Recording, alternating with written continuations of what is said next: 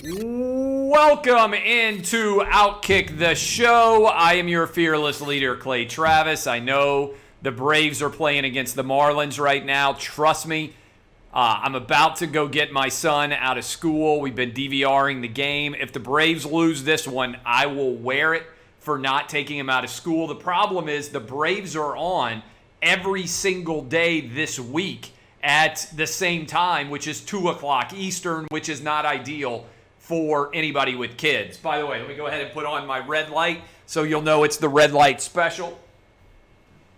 I just realized that I had forgotten to put that on. I want to make sure that we have the right majesty, the right august nature associated with the show today, and also let you know that I'm a little bit nervous about the Braves as they're down 4-3. Started off the game in great fashion with Ronald Acuna hitting a home run, then fell down 4-1. Nervous. This is a rare occasion for me to be worried about the Braves, but I'm now worried about the Braves on behalf of my son. All right, we got a lot to get into. Want to encourage you right off the top. If you support the First Amendment, if you believe that facts matter, if you believe that there should be someone out there combating the woke sports media and their far left-wing agenda, if you want honesty and truth and decency in any way in sports media, you need to go sign up for the OutKick VIP and strike a blow against the Corona Bros. Go sign up right now, OutKick VIP, get a ton of great benefits.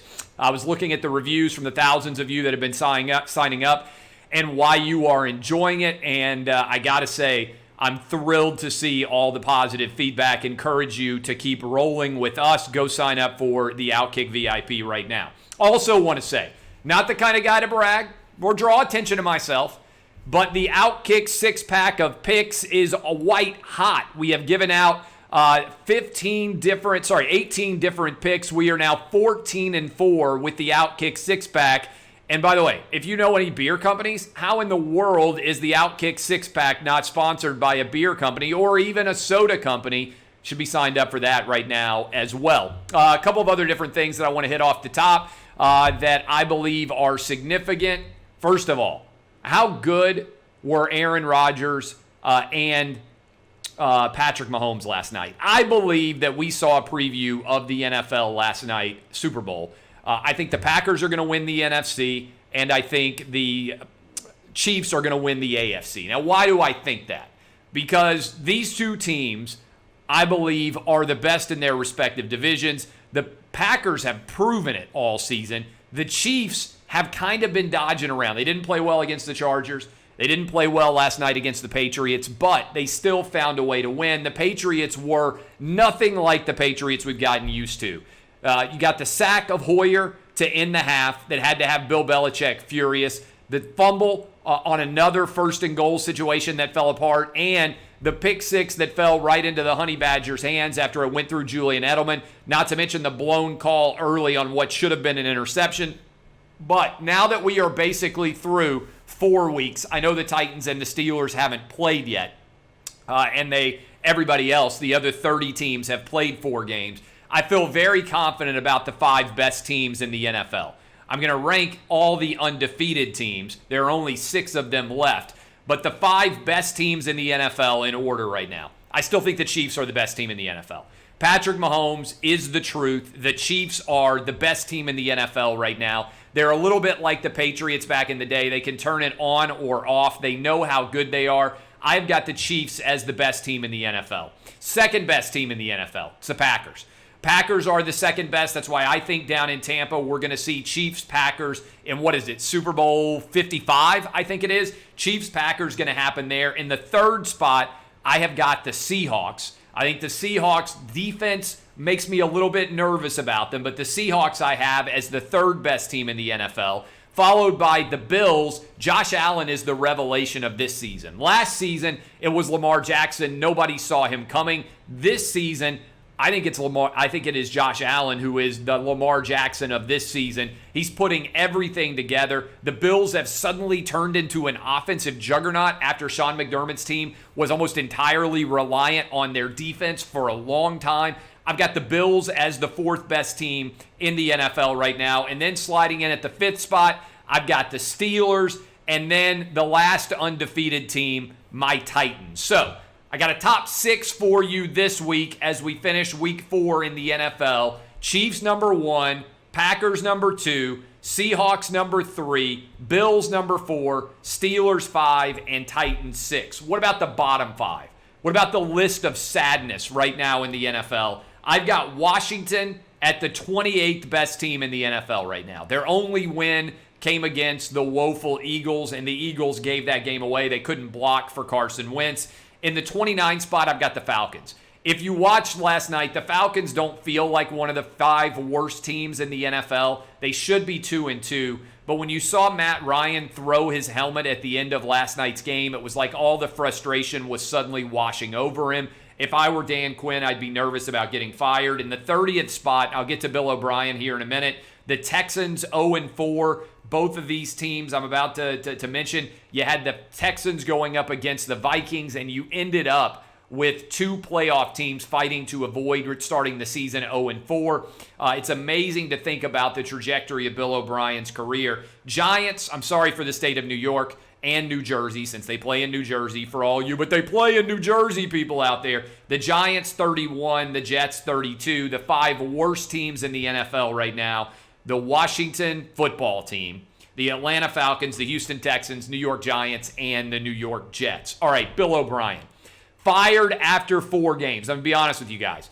I predicted that the Texans would start the season either 1-6 or 2-5, and that Bill O'Brien would find himself very rapidly on the chopping block. But even I was surprised that he got fired after this game.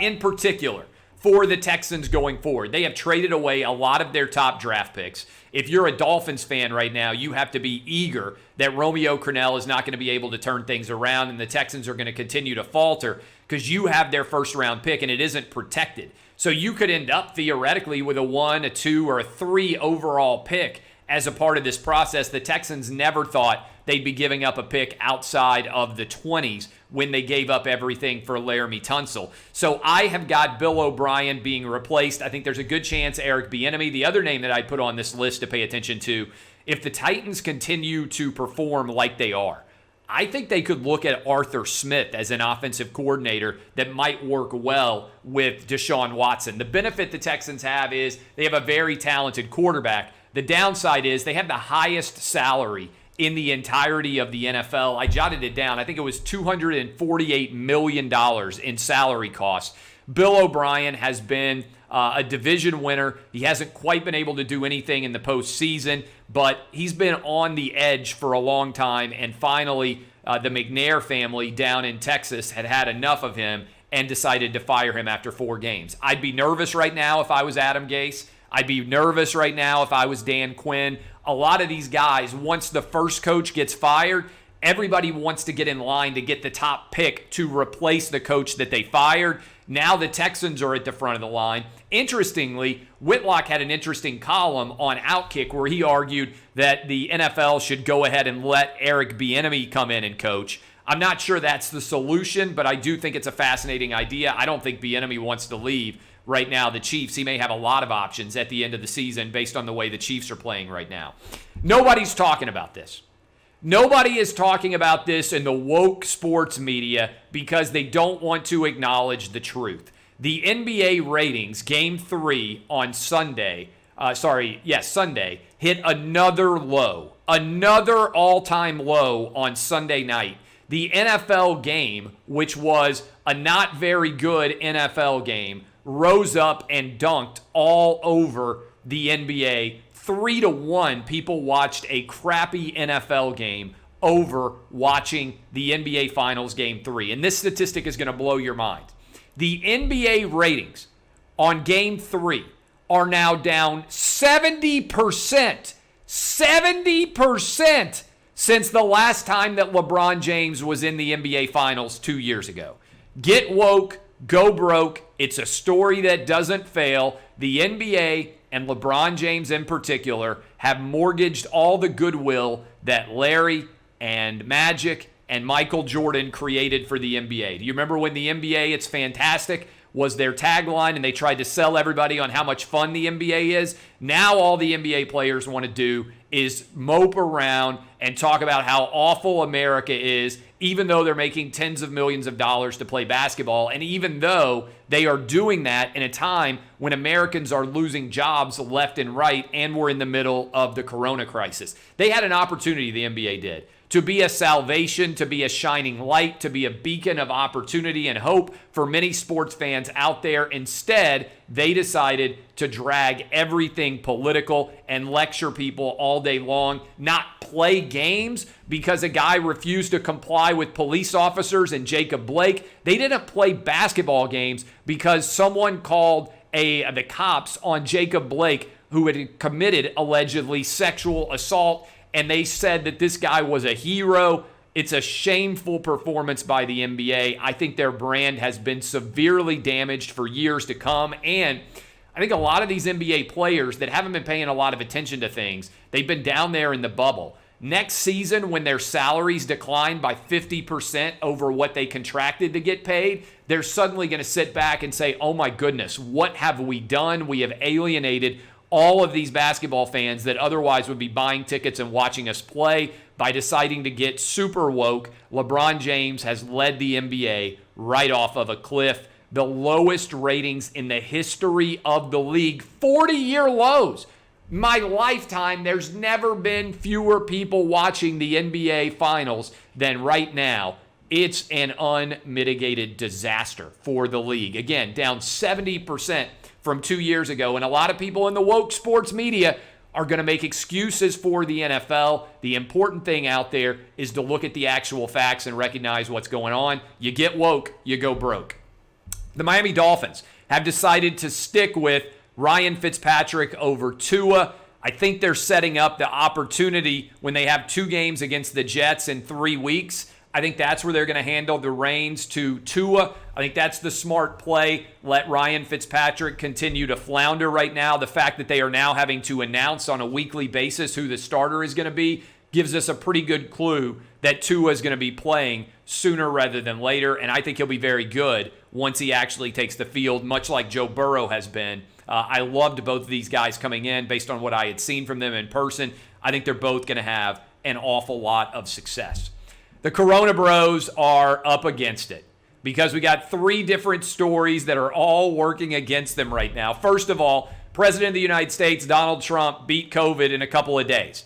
This is normal behavior because I keep hammering home the data because so many other people are sharing fear porn with you. I'm going to release this again. This is from the CDC. If you're between the ages of 0 and 19, your recovery rate if you get COVID is 99.997%.